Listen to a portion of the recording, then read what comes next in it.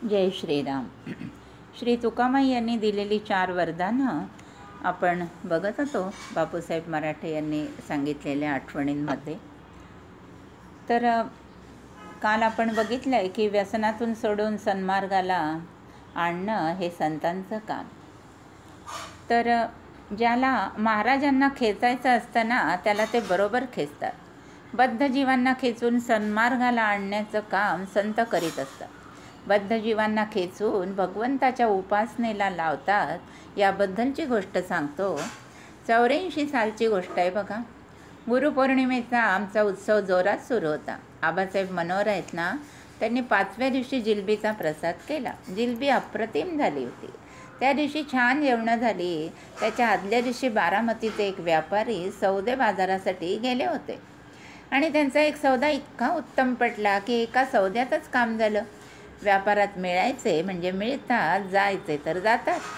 तो सौदा पटल्यामुळे स्वारी एकदम खुश झाली. त्यांना कळलं जवळच गोंदवला आहे, तर तिथे जाऊन यावं.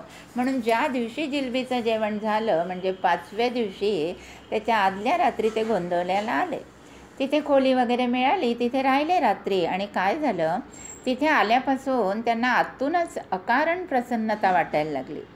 एखाद्या स्थानी गेल्यावर अकारण प्रसन्नता वाटायला लागली तर ते संतांचं स्थान आहे असं अगदी निर्धास्तपणे समजावं.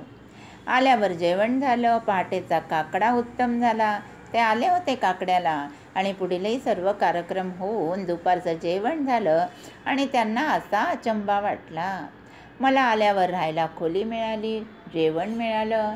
दुसऱ्या दिवशी ही सर्व व्यवस्थित सोय झाली, आंघोळ, जेवण इत्यादी. पण एक माणूस काही आला नाही मागायला की याच्याकरता इतके पैसे द्या म्हणून. आमची पावती फाडा असं अवाक्षर नाही पैशाचं. हे असं सगळं फुकट चालतं कसं?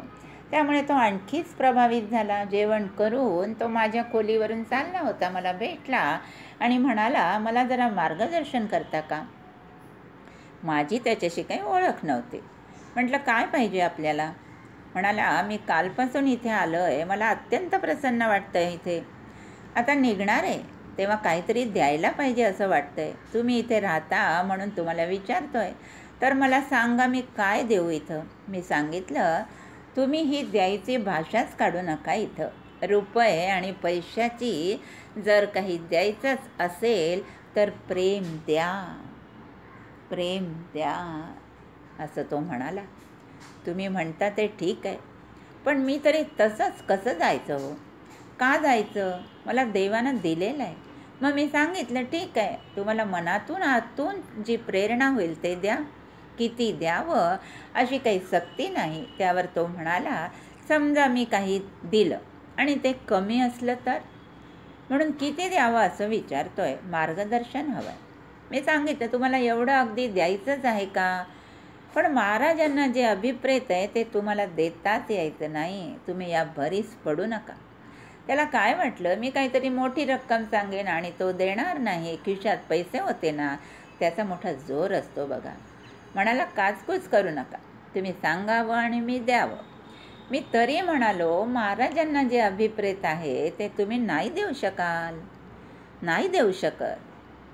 तसं म्हणाला, सांगा महाराजांना काय अभिप्रेत आहे? मी सांगितलं, तुम्ही कमीत कमी 10,000 जप करावा हे अभिप्रेत आहे. महाराज तुमच्या नामस्मरणाचे भुकेलेले आहे, पैशाला भुकेलेले नाही. असं हे स्थान आहे. ते अनंत कोटी ब्रह्मांड नायक आहे. तुमच्या जपाची त्यांना भूक आहे. ती भागवता का असं म्हटल्याबरोबर त्यांची जी जपाची भूक आहे ती भागवता का असं म्हटल्याबरोबर म्हणाले, हे काही शक्य नाही, मला पुढच्या सौद्याला जायचं आहे. मी सांगितलं की म्हणूनच मी म्हणत होतो की महाराजांना जे अभिप्रेत आहे ते तुम्हाला देता येणार नाही. बोलणं झाल्यावर स्वारी सौद्याला गेली. तो सौदाही फायद्यात पडला. रात्री स्वारी पुन्हा गोंदवल्याला आली. रात्री मुक्काम केला. दुसऱ्या दिवशी प्रसादापर्यंत राहिली. स्वारी आणि जाताना मला काय म्हणाले, बापूसाहेब मी पुन्हा आलेलो आहे आणि आज सकाळपासून मी 10,000 जप केला आणि मनाला समाधान वाटलं. 500 रुपयाची पावतीही फाडली आहे आणि आता निघतो. अशा तऱ्हेनं त्यांच्याबद्दलचा प्रसंग महाराजांनी घडवून आणला. त्याला इकडे खेचून आणलं. आसक्ती तर काढायची, पण प्रपंचात ढवळाढवळ करायची नाही. आणि मी या प्रसंगाला निमित्त झालो. आता एक हरिजनाचं उदाहरण सांगतो आपल्याला. आपण सकाळी काकड्याला जातो तेव्हा तिथे हरिजन बसलेले असतात, अंगावर फाटके कपडे असतात. असाच एकदा मी काकड्याला जात होतो. बाहेरच्या वेशावरून, रूपावरून आतला माणूस कसा आहे काही पत्ताच लागत नाही बरं का. आणि माझी खात्री झालेली आहे, गोंदवल्याला